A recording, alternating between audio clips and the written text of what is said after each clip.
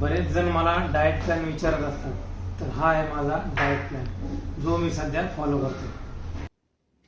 दिवसाची सुरुवात black coffee आणि 2 केळी. हा आहे मील नंबर 1. हा आहे मील नंबर 2.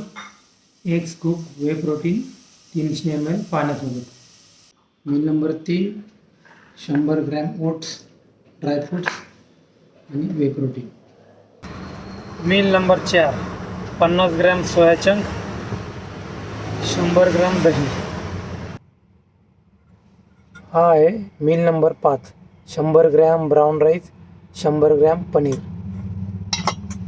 आणि सोबत salad. Meal number 6 oats whey protein milkshake.